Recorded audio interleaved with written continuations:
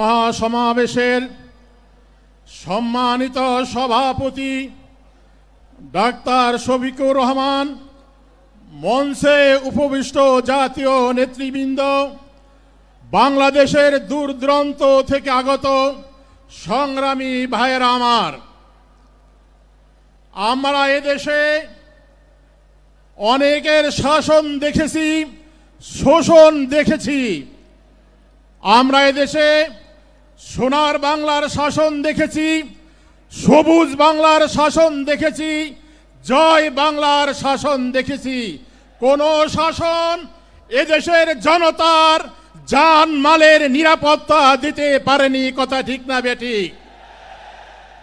আজকে আমাদের সময় এসেছে, আজকে আমরা ঐক্যবদ্ধভাবে এ দেশে গণমানুষের জান মালের নিরাপত্তা দেওয়ার জন্য, এদেশে ইসলামী হুকুমত কায়েম করার জন্য সকলেই ঐক্যবদ্ধ প্রচেষ্টা চালাবো ইনশাআল্লাহ।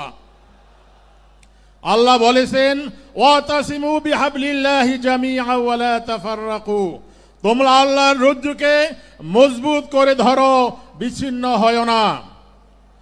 আমাদের দেশের যুগ শ্রেষ্ঠ বুজুর্গ বানিয়ে খেলাফত হযরত হাফিজ হুজুর রহমাতুল্লাহ আলাইহি ঐক্যের একটি ফর্মুলা দিয়েছিলেন, এক হও নেক হও। কথা ঠিক না বেঠিক?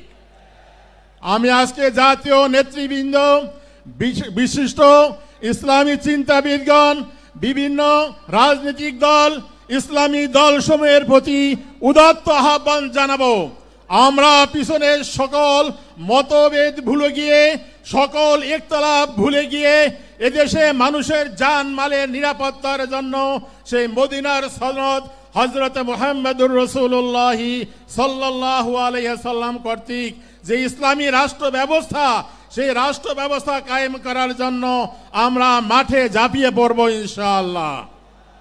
আমি আশা করি এদেশের সমস্ত দল মত নির্বিশেষে সকলে ঐক্যবদ্ধভাবে এক প্ল্যাটফর্মে এসে আগামী নির্বাচনে প্রতিটি নির্বাচনী এলাকায় একক প্রার্থী দিয়ে এদেশের ইসলামের পথকে সুগম করার আহ্বান জানিয়ে আমি আমার বক্তব্য শেষ করছি।